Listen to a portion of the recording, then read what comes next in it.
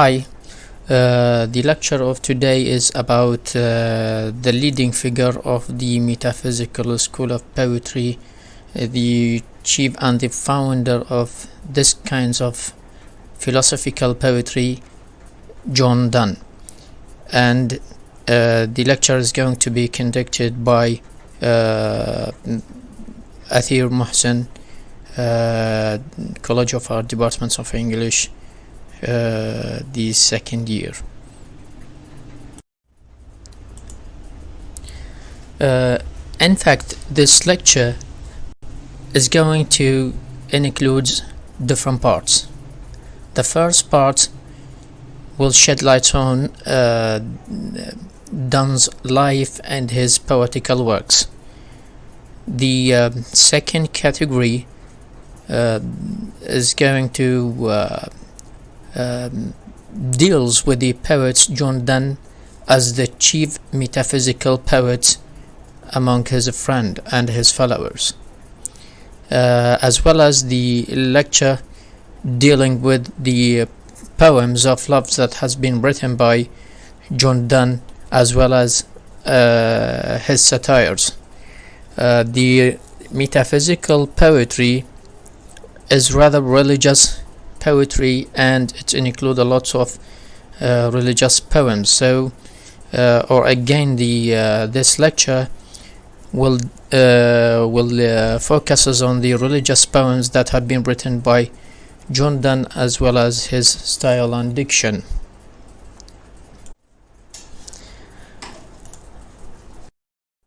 Starting by the first section of this short lecture is the life and works of John Donne. So starting with his life, John Donne was born in 1572. His name was pronounced as Sibd Donne. He entered Hart Hall, Oxford at the early age of 11, and that because he would be separated at the age from taking the oath of supremacy. In 1592, he entered Lincoln's Inn. He appeared to have been already a member of Thavies Inn. He did not seriously pursue his legal studies. He was rather busy writing verses. In 1596, he served as a volunteer in the expedition to Cadiz, and next year he went to the Azores. On each occasion, being accompanied by Sir Henry Wotton. In fact, most of his poems circulated in manuscript and were not published until 2 years after his death. His satires and elegies were extremely popular. He assisted Thomas Morton, afterwards Bishop of Durham, to root the Jesuits in arguments. In 1616, he became divinity reader at Lincoln's Inn, and in 1621 he was made Dean of St. Paul's. He threw himself with his characteristic fervor into his new career. By the year 1619, definitely he was get the position of Dean of St. Paul's, and Donne was commanded to attend on the king at dinner. Soon after his appointment, Donne became popular for charity and preaching. He was appointed by the king to preach many sermons, and was also chosen a procurator to the convocation in Parliament.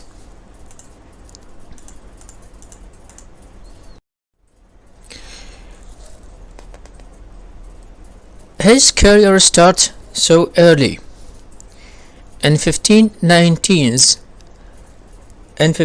this period, his first attempt at writing poetry appears.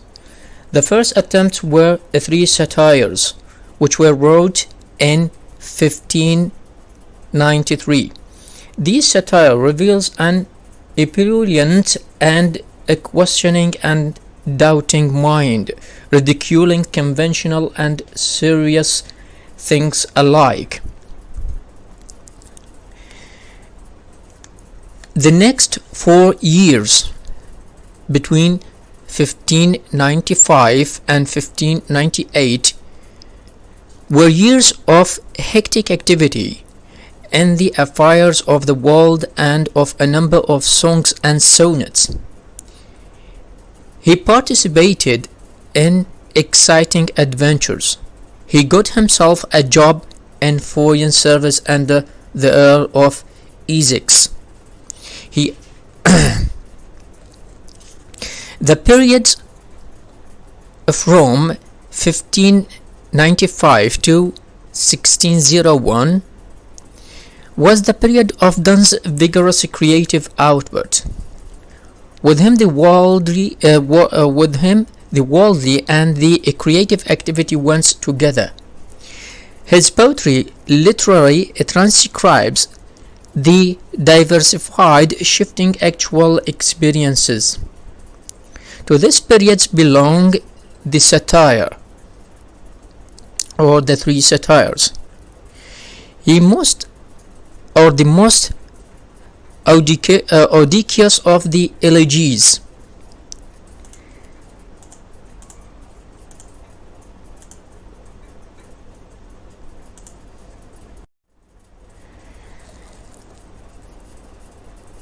And the scornful, cynical love poem such as Song Go and Catchy a Falling Star, and Love's Alchemy, poems of passionate love too, such as The Good Marrow, The Sun Rising, The Canonization, and The Ecstasy, faithfully record the exploits of the passionate young man's sex adventures with varied sorts of women, and yet these are not sensual.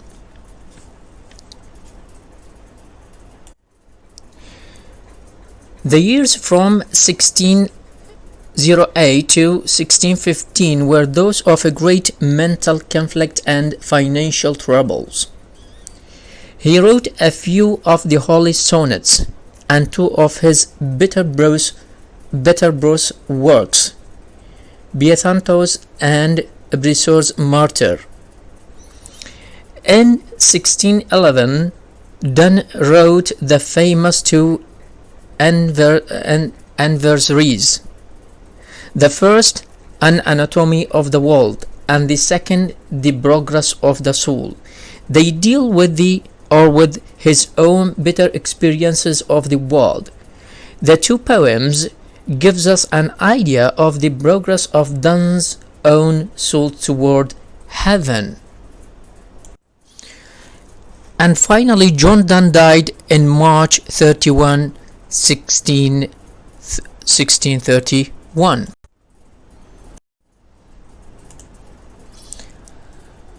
The important section of this lecture is John Donne is a metaphysical poet, or the chief leader of the metaphysical school of poetry.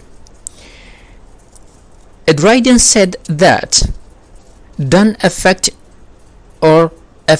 metaphysical not only in his satires but in his amorous verses, where nature only should reign, and perplexes the minds of the fair sex with nice speculation of philosophy. Donne's poetry is metaphysical because of his individualism, his quest for learning, and his ransacking medieval theology and scholasticism. It is a witty and it is an obscure kinds of poetry. It indulges in far-fetched conceit. It fuses thought and emotion. It is logical, analytical, mystical. Donne's poetry is most significant to the study of the metaphysical school of poetry as a whole. Donne's horror of the commonplaces is cult of the eccentric. At the risk of being enigmatic, he took a pleasure only in the subtle. His sonnets often not in structure but merely in name. Go beyond the sonnets of Shakespeare inequality. Passion and feeling are subjected to wit. Sometimes this blaze of wit or his blaze of wit results in hyperbole. Donne mistakes his mistress for an angel, for to imagine her something else would be profane. He brings together the lofty and the mean, the subtle and the trivial. Focusing on John Donne as a metaphysical poet, again his poetry should include the most important characteristics of metaphysical poetry, like the use of conceit, show learning and intellectuality. The metaphysical poetry is love poetry, thus John Donne's poetry is a love poetry. His poetry is dramatic and starts conversationally, and at least there is a great part of obscurity in his poetry. For the first part, Donne's conceits are far-fetched. His imagery is obscure.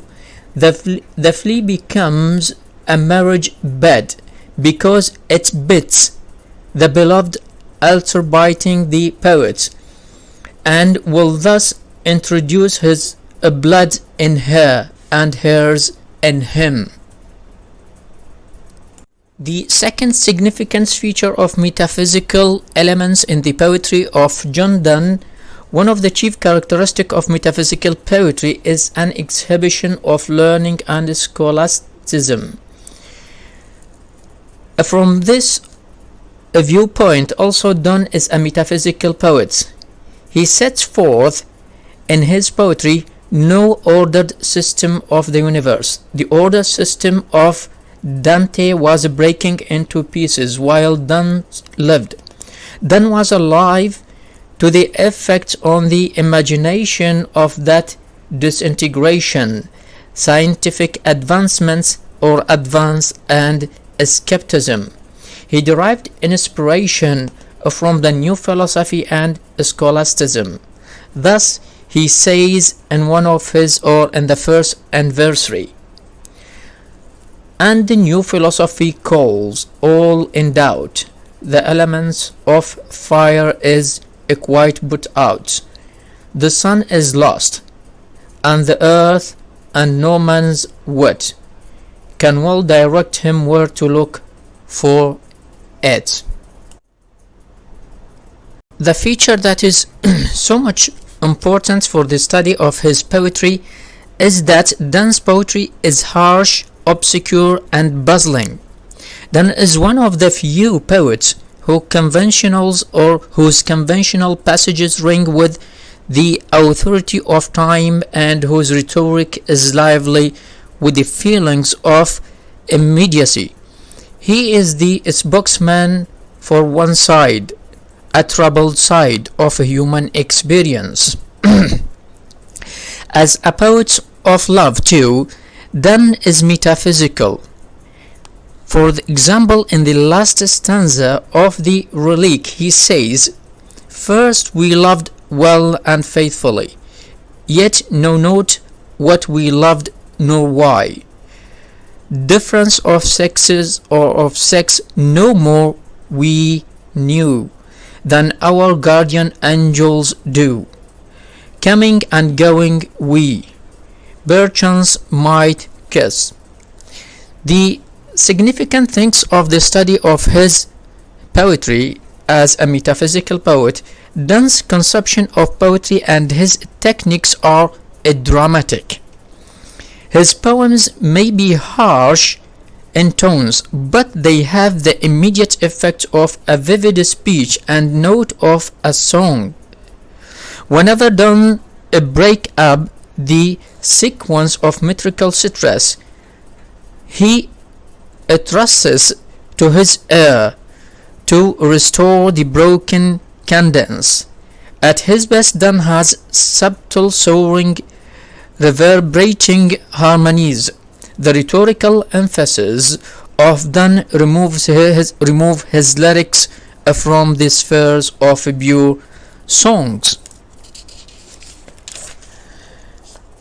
The last, which is not actually the least, is his use of wit.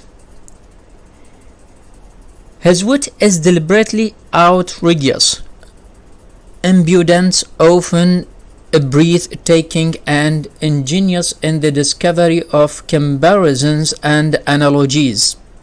It is always sanctually rigidly scholastically argumentative in defense of preposterous paradoxes, or in the mock serious hyperbolic compliments.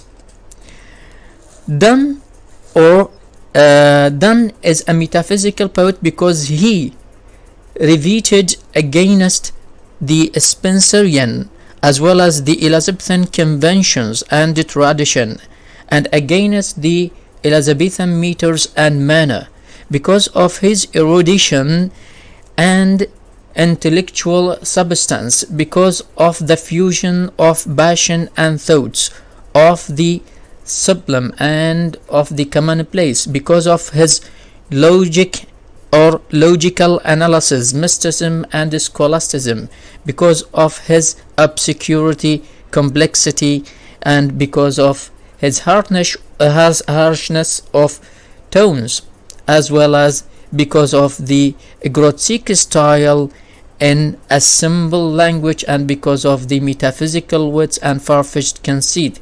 There is a deep reflective interest in the experiences of which his poetry is the expression of a new types of poetry.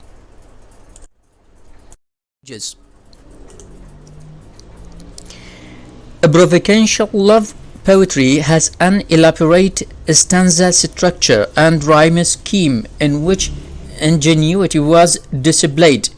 Into this courtly love entered much of mystic exaltation and poetic idealization. The mistress was said to possess a tenderness, beauty, or a transcendental kinds of beauty, virtue, and goodness, and the lover was a humble supplicant.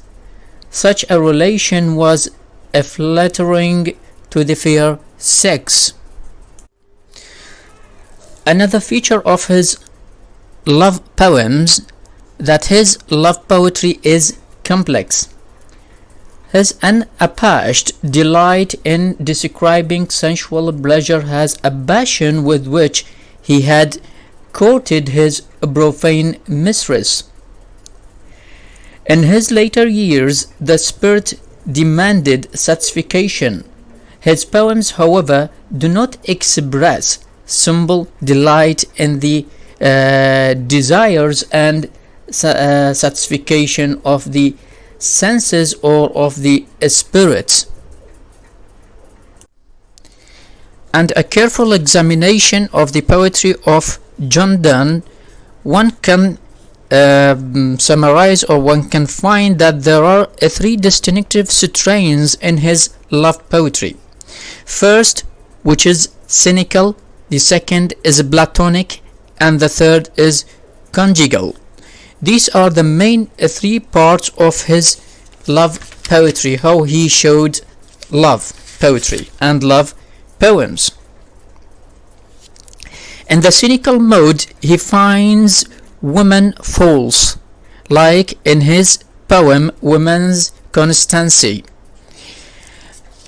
And the second types of love that have been represented by the love poems of John Donne is the Platonic strain, is to be found in the poems like A Twickenham Garden and the Funeral, the Blossom and the Primroses.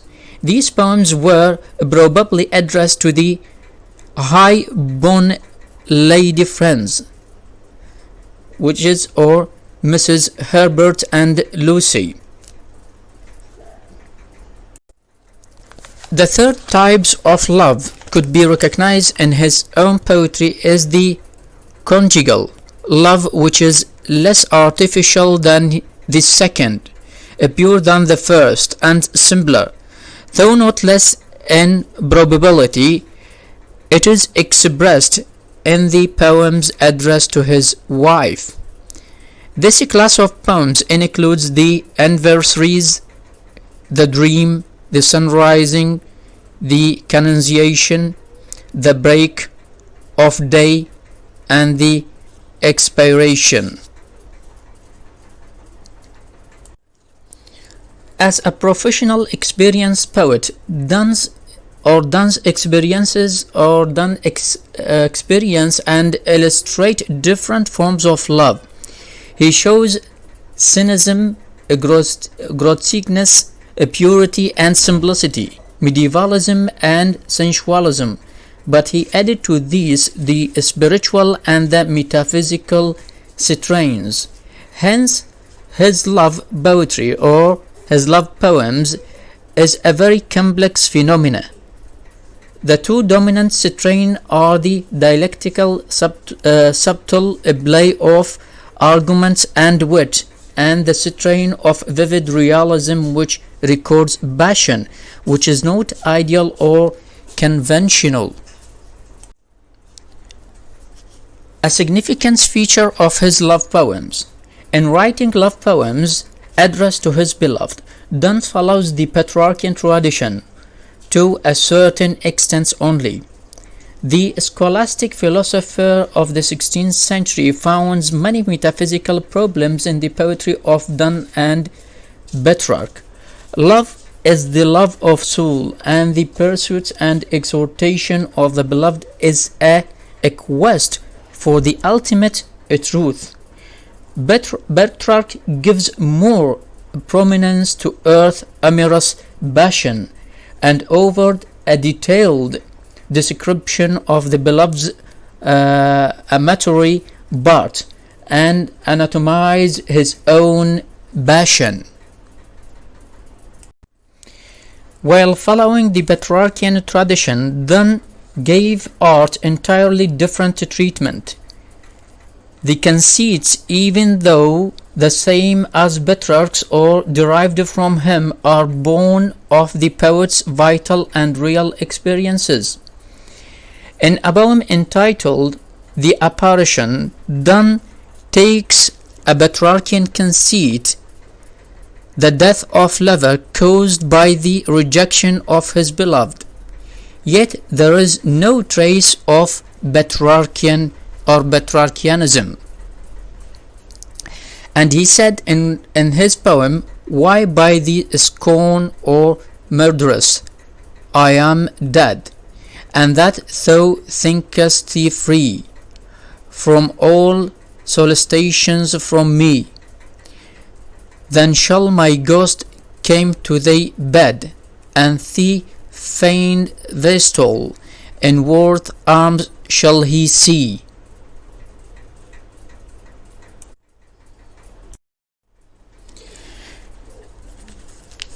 Donne's one of the leading figures of writing satirical poems or satirical poetry or the satires. So his age is the age of Restoration that started from 1660 up to 1700 and more. This age was famous as the age of satire. Although Donne had a satirical bent of mind, he had a humanistic outlook which did not allow him to laugh at others. But he was a rebel who enjoyed demolishing settled conventions. His incisive wit, a play of intellect, habit of analyzing thoughts and feelings, and blending the commonplace with the extraordinary help of the satirist. Donne's satire records his early years of poverty, failure, and frustration. They are harsh, witty, lucid, full of a young man's scorn of fools and low callings, and a young thinker's consciousness of the problems of religion in an age of divided faiths, and of justice in a corrupted world. For these reasons, as a satirist, firstly he wrote in the first satire of wrote 5 types of satire, which is called the 5 satires of John Donne. And the first satire, Donne is a student dragged from his books by a fondling multi or diverse humorist who grins, smacks, shrugs to every fine silken painted fool we met.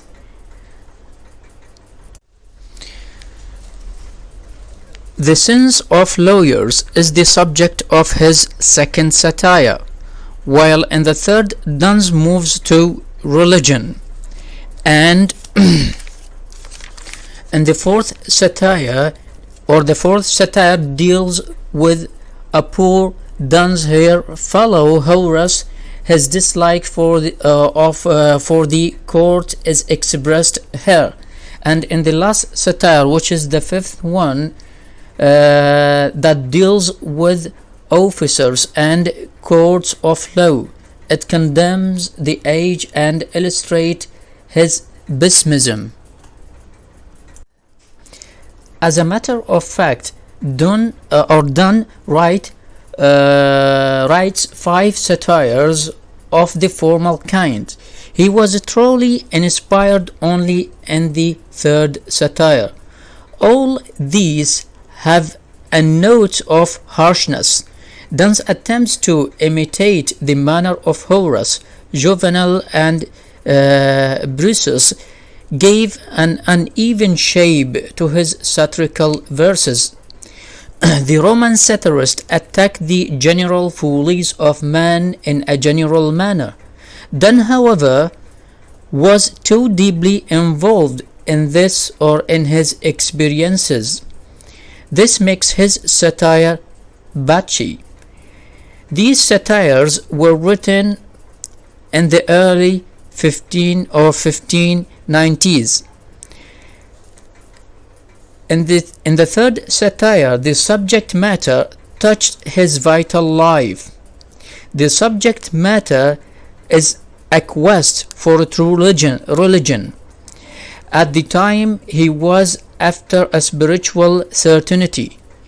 He rejected the Catholic Church, the faith into which he was born. It was a period of atheism. It ridicules the various churches and defends the absence of faith in religion. Donne is sincere and a nexus in his quest for the true religion.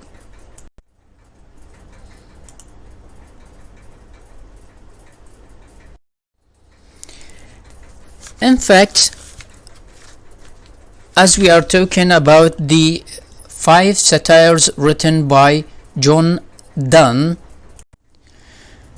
let us consider of the following examples of his 5 satire. For example, the first satire that is talking about a student, or Donne is a student dragged from his books by a fondling motley humorist, where he said, "No though a captain do come in the way, a bright parcel gilt with forth dead men's pay. Note thou a brisk performed pirate courtier, dying with a nod they courtesy to answer. While in the third satire, which is so much significance, that's talking about, or that's taken the subject of religion and his divided faith after his certainty, where John Donne said, loves her only who at Genevieve's is called, religion a plain, simple, sullen young, contemptuous yet unhandsome. Or he said in some examples or in some lines, my faith I gave to Roman Catholics, all my good works unto the Schematics and of Amsterdam. The best example of his fourth satire, let's consider or take the following lines.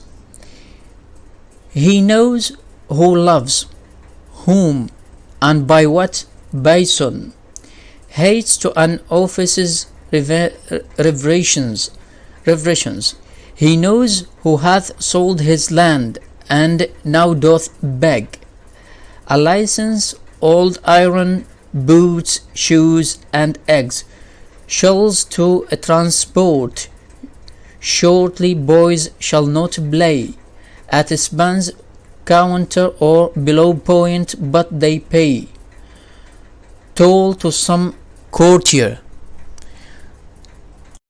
While in the fifth satire, the example of this satire that is that deals with officers and the courts of law and the condemnation of John Donne and of the age as well, and his illustrate of pessimism.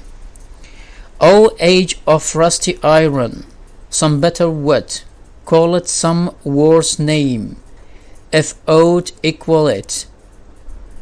The iron age that was when justice was sold, now injustice is sold dearer far.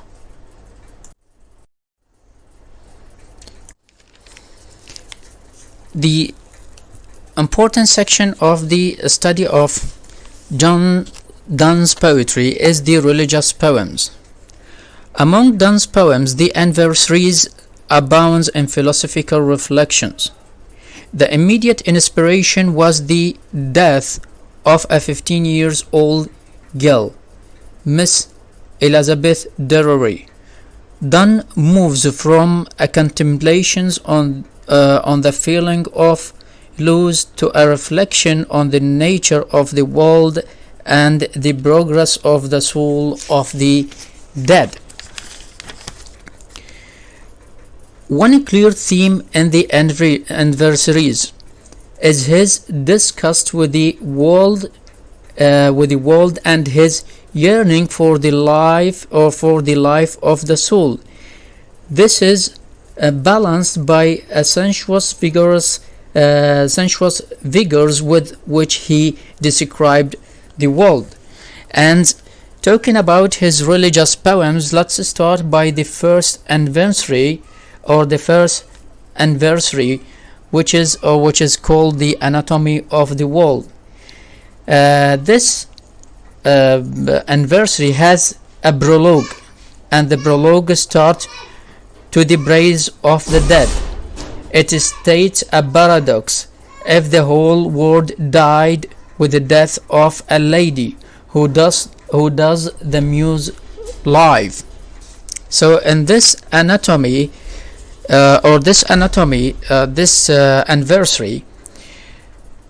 it begins with a statement of medical science that human beings are perpetually sick, where he said, there is no health. Physician says that we at best enjoy.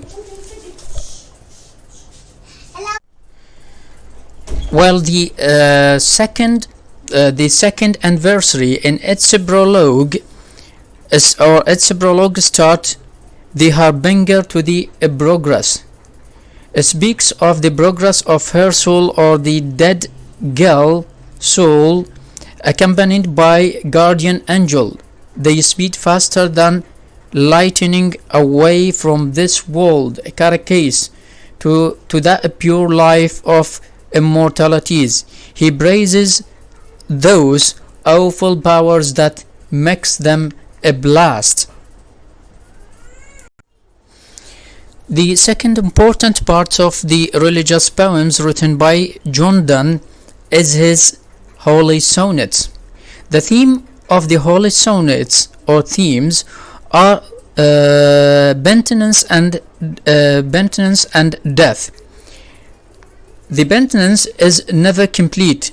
There is a yearning for the former life, a pain at the decay of flesh, and partial willingness to reject.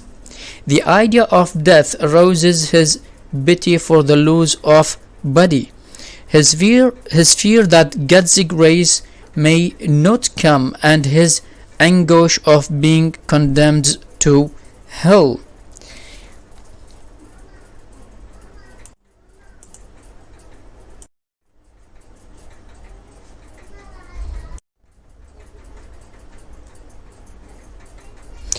The best example of these sonnets or holy sonnets that takes the death as its main subject, the most important of them is "Better my heart thee pursues God."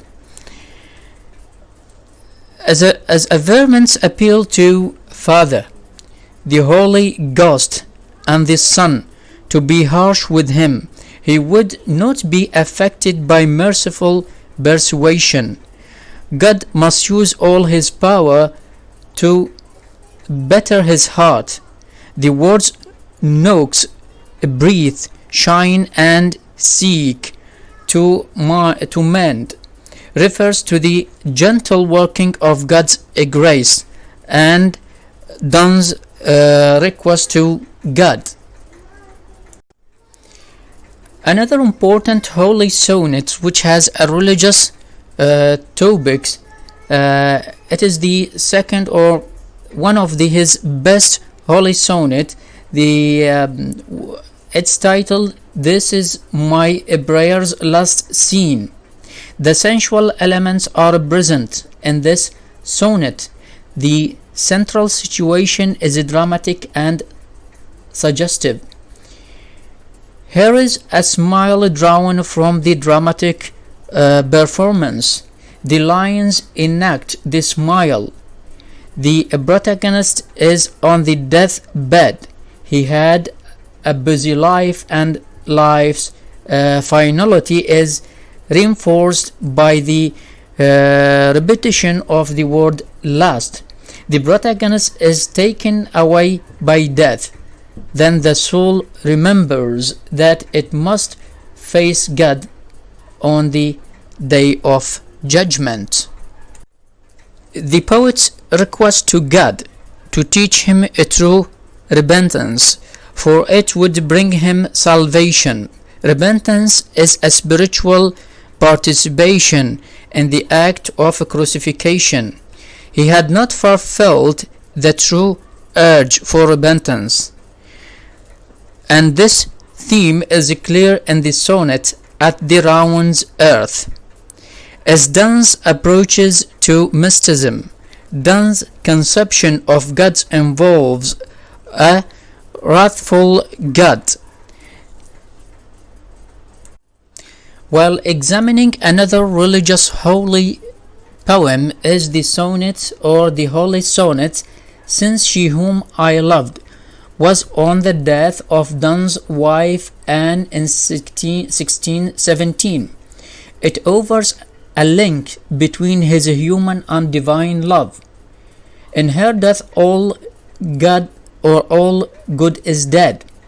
She was the personification of all virtues. Her soul was so good that heaven wanted her. Since she is gone to heaven, the mind of the poet is constantly fixed on heaven. Her death or his memory of her is the cause of his devotion to God. When alive, she acted as a meditator for the poet himself. And in this sonnet, his love of her did transcend the physical. She was the origin of his devotion to God. Yet he suggests his uncertainty and security in his affirmation of devotion to God. An expression of the divine and religious topics in his sonnets. The main significance of this sonnet, "Show me, dear Christ," is in its expression of Donne's spiritual uncertainty. Donne's argument is based on the husband-wife relationship. The church is the wife, and God, the jealous husband, guarding her. She must be so bright and clear. The poet appeals to God to show her to him for a moment, and he writes these lines: "What is it she, which on the other shore goes richly painted?"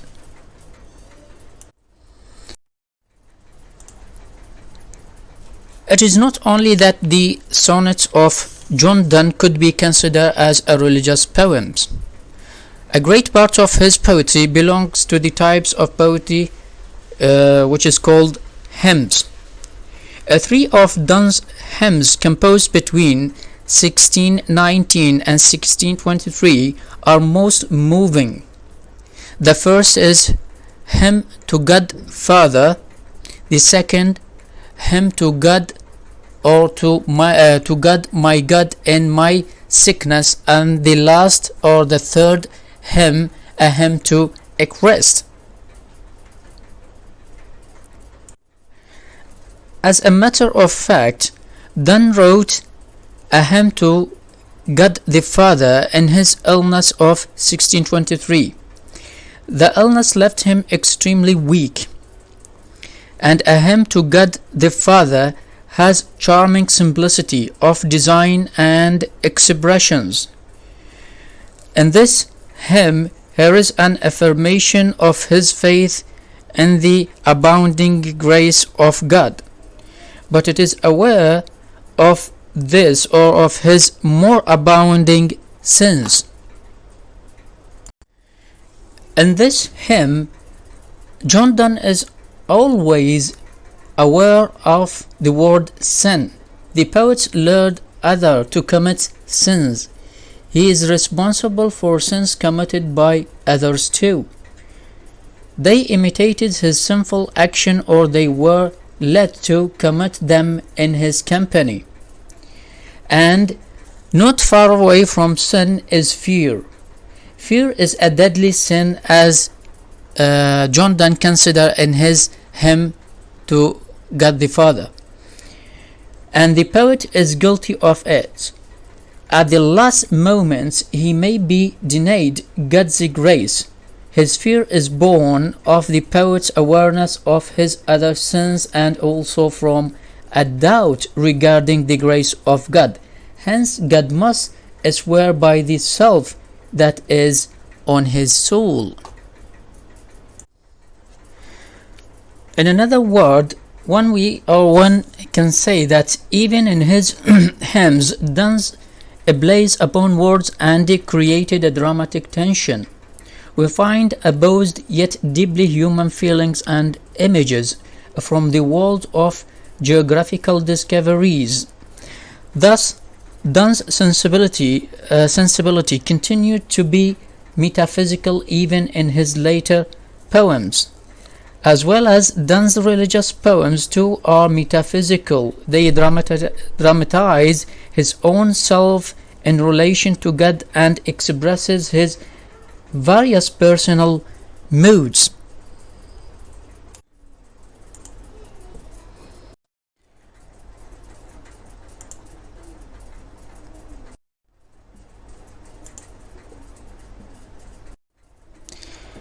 Not far away from hymns, The Progress of the Soul, Infante Sacrum, 16 August 1601, is not a representative poem of Donne. In February 1601, the Earl of Essex was sentenced to death. Donne was moved to Elizabeth's action. This poem expresses his reaction to the events. The poem expresses strange and somber emotions, and it has a satirical nature.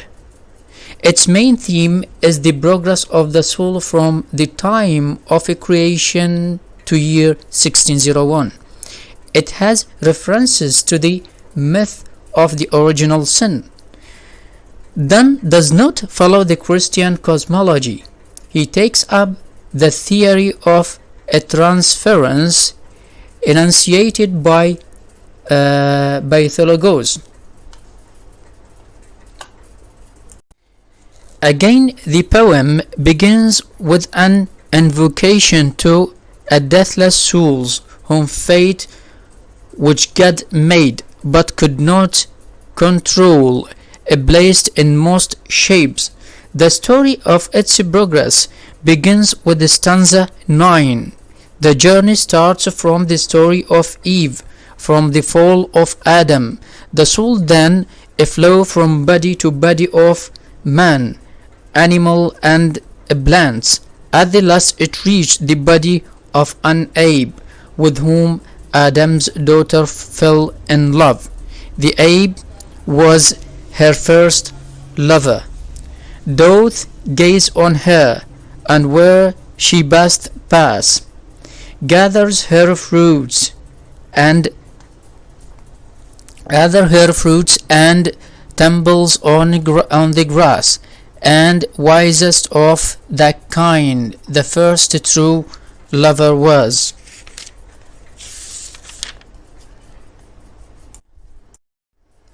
The last section of this little short presentation and lecture on Donne's poetry and life is Donne's style and diction. Donne's style reveals an elaboration of a figure to the farthest stage to which ingenuity can carry it, a rapid association of thoughts, a heterogeneity of material compelled into unity by the poet's mind, and a language which is simple and pure, though the structure of the sentences is far from the simple. Fidelity to thoughts and feeling is unique. He found verbal equivalence to states of mind and feeling. This led to a straining at expression, a falling of language, and the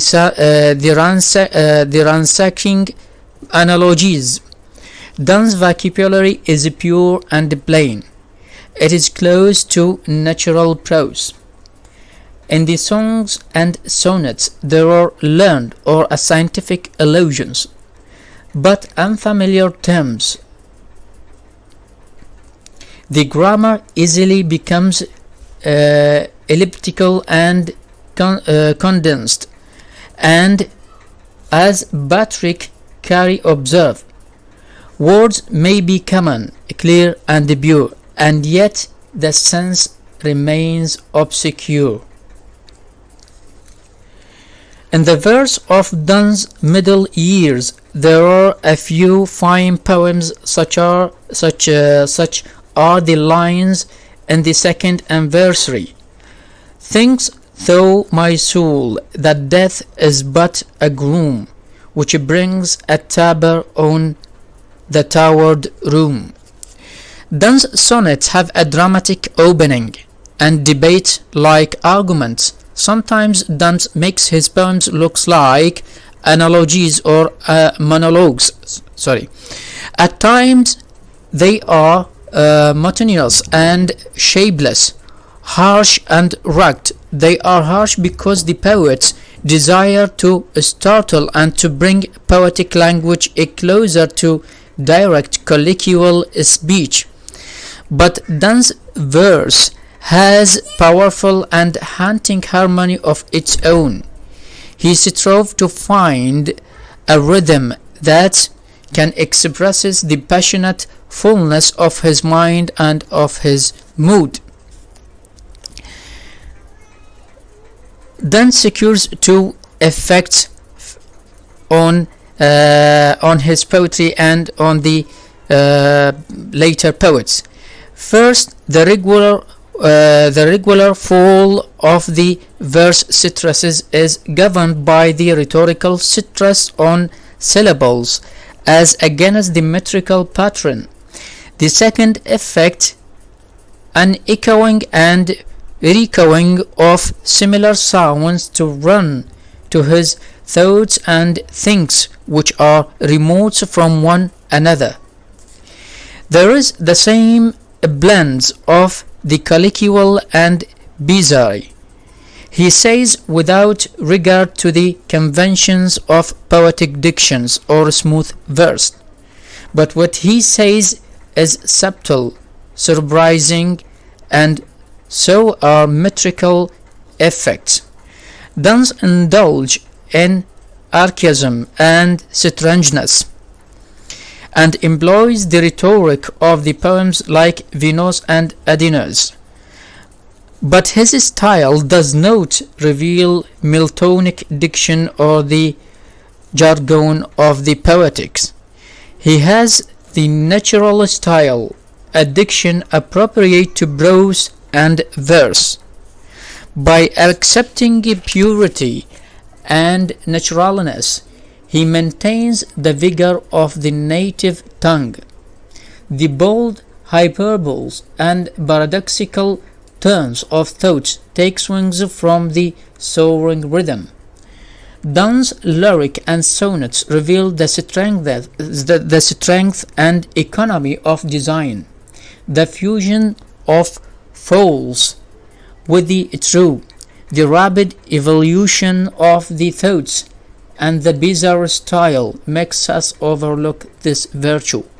One has only to look at a valediction of my name, or will him to God the Father. Okay.